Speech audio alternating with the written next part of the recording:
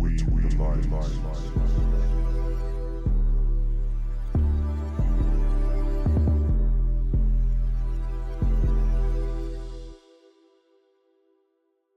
Yes, my Between the Liners, welcome to the match reaction for Manchester United 0, West Ham United 2 at Old Trafford, and it is another shocking, embarrassing, tepid loss at Old Trafford.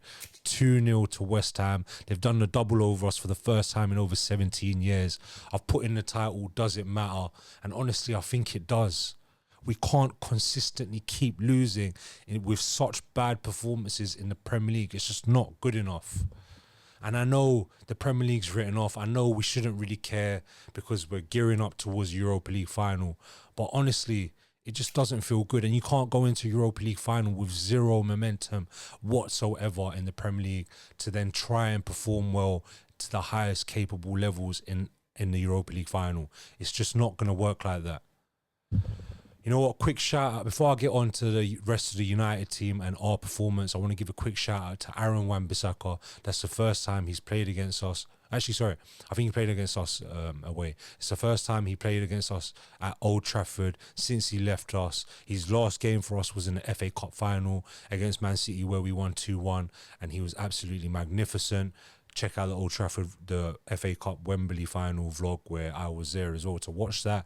But he was honestly the best player on the pitch today. I don't know if any of you disagree or agree, but I thought he was absolutely superb for West Ham, up and down the pitch. He even played on the left-hand side and he was tearing up for West Ham. He got an assist for them as well. He was crucial for the first goal for them as well. And then even when he came onto the right-hand side, he locked down Garnacho, put in a couple great runs forward for them as well. A top player.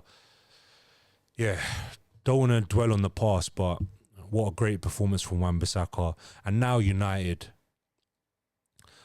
Players flat, manager maybe making mistakes. Crowd felt a bit flat today. Didn't have the same vigour that the Old Trafford faithful had in the Europa League game, which is understandable, to be honest, because if the players aren't giving you nothing, it's very difficult for the fans to rise up and give you something.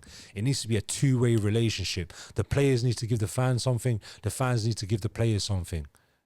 But it's difficult when every time you're coming into a game at Old Trafford in the Premier League and you just feel like you're going to lose.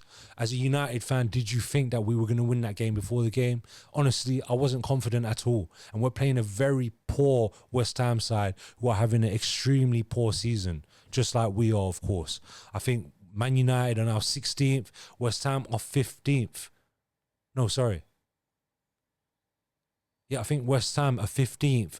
We are 16th, and Spurs, our Europa League finalists team that we're going to play, are 17th in the league. Shocking Premier League seasons for all three of us. But let's take it on to today's game. In terms of the starting lineup, Onana got rotated, rested, whatever you want to call it, understandably so. Sure, I'm glad he got another 60 minutes out there. Was it 60 minutes? 60 odd minutes. Trying to regain his match sharpness, match fitness back up towards maybe starting in Europa League final. Would you start him currently now in the Europa League final? I'm not sure at the moment. I'm not sure he's got the sharpness yet. The way Yoro's been playing on that left centre-back side, I would have preferred to start Yoro, but unfortunately Yoro went off today, which is heartbreaking for the kid. He's come in such a bad time at United in their history and in their season, in such a dysfunctional and unorganised team. And he came in with a broken foot as well. I think he injured it in pre-season. And since he's come into the team, he's got better and better with each game that's gone on. So aggressive, so much intensity. Loves running forward with the ball. Loves playing an aggressive forward ball. An incisive pass through the lines into his striker or into his forward players. And unfortunately, he's come off injured today at around the 55th, 60th minute, which is a big shame. The way he went off, he looked really upset. It looks like he might miss the Europa League final, which would be a big shame for him. And I hope he's back because he's really started to cement his place as one of the first names on the team sheet, especially when it comes to defensive areas. So yeah, I don't know if Shaw's going to start. Maybe with Euro out, it's more likely that Shaw will probably start in that left centre-back role. Mazraoui got another 90 minutes under his belt. He's so consistent. I'm not sure he was all that today. He was a bit off it maybe, a bit lethargic, but he has played so many minutes. He's been so reliable for us. I'm not going to get too harsh on him. Amas maybe looked a bit, he's 17 years old, a bit not out of his depth, but a bit lightweight today. Obviously wasn't strong enough for the first goal that we conceded to Souček. Had a bit of 50-50s that didn't really go his way, didn't really have the best end product in an attacking sense, but he looks pretty composed on the ball when he's in possession. Just needs to work on the rest of his game, but that will come with age and experience. I'm glad he got another run out, to be honest. He deserves it. Bruno, I don't think he was his usual creative self. I don't know what you think. Kind of looked like he didn't give his all in this game, which is weird to say because, usually he does. But I felt like he was a bit settled today, a bit less energetic, which you don't really expect from him, to be honest. But he's allowed. He's done so much for us this season and over the past few years when we've been absolutely dreadful. I'm not going to be too harsh on him. Ugarte, look, we all know his limitations. On the ball, he really struggles, despite that he's got quite a few goals and assists in recent times, in the last 5 or 6 games. But in possession, he's cost us again. At fault for the first goal for West Ham, gets caught in possession too easily, dwelling on the ball, not sure what he was thinking. I think he wanted to turn back. Or was it second goal? Sorry. And then obviously West Ham have gone and punished us. Kudus gets a shot away, deflects to Aaron Wan Bisakka, who puts in a great cross into Jared Bowen, who taps it in. Shout out Bowen as well, Mr. Consistent for West Ham. But yeah, like I said, Wan Bisakka, magnificent performance, was the best player on the pitch today. But yeah, Ugarte, I'm not going to be too harsh on him because I think Ugarte next to Casemiro usually does better than Ugarte next to anyone else. That's what I've noticed. And that's because I think they kind of complement each other. Casemiro a bit more composed in the ball. Ugarte is great at covering the ground, great at interceptions and tackling a man and getting in your face and getting the ball back for your team. In terms of in possession in the deeper areas of our side, in our half, he's a bit chaotic. He's not really reliable. It's a bit of a danger. You think he might give it away in dangerous positions and then it could lead to an opposition goal like it did today. So I'm not going to be too harsh on him because we know his limitations. He's not in the team for that, but he still has to do better. You need to be alert, especially when the team has been so bad in Premier League games. You give the team an easy goal like that and we've got punished. So our form continues to be bad because of things like that. And once something goes wrong like that, the rest of the team loses energy, loses desire or the mentality and thinks, oh no, here we go again. And then here we go again, we lose again. Amad Diallo, I think he played 90 minutes, which I was absolutely delighted for. Continues to get his match fitness up, just like Shaw is, to hopefully start in the Europa League final. I really hope he starts. He's such a crucial player for us. Throughout the game, you saw bits of magic here and there. Took on his player, even Wan Bisakka, took in Wan Bisakka here and there. Creates a yard of space to get a shot away so easily. Gets past the player so easily. Is so direct. Loves taking on his fullback or whoever he's played against. Not quite the total impact we might have expected from him, but he's still building his way up into it. And West Ham tried to be as physical as they could against him, and double up. A lot of teams are doubling up against him now. Mainu, I was glad to see. I think he got 90 minutes, but I think there's a big chance that he won't start in Europa League final, which is a shame, especially because of the high hopes we have for Mainu coming up through the academy. He got a win in the FA Cup final last year. Hasn't quite fit himself into Ruben Amorim's system, but I really hope next season is his season to stake a claim to be a regular in the team. But it's still a great option to come off the bench in Europa League final. But I'm glad he got 90 minutes in there as well because he's been coming back from an injury as well. Mount, not really sure. He did well in the first half, I thought, got into a few nice areas, didn't really do much with it though in terms of an attacking sense or creative sense. Did well in terms of pressing, but other than that, a bit of a nothing performance. I don't know what you guys think. I think he still needs to do more. Obviously, he had that magnificent performance when he came off the bench against Bilbao in the second leg, but still need to see a lot more from Mason Mount. You've got the number 7 shirt on. We paid a lot of money from you. You are a good technical player. You are a good pressing player, energetic player, but still need to see a lot more, to be honest. Højlund, I've tried to stick up for this guy so much, even when it's been absolutely dreadful. And honestly, every game he makes it harder for you.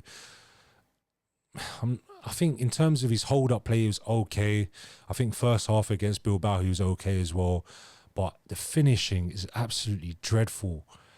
He had 3 chances today, maybe, or 2 good chances. One where Ahmad set him off down the right-hand side of the box, right-hand side, inside the box. And he's tapped it with his right foot towards goal. And yes, you've got it on target, but there's no conviction in your shot. You know the keeper's coming towards you. Either hit it round him, hit it towards the far post, or dink it over him. In the end, he's just hit it straight at Areola. It's just a poor finish. And then the second one, he's 1-2 yards away from goal.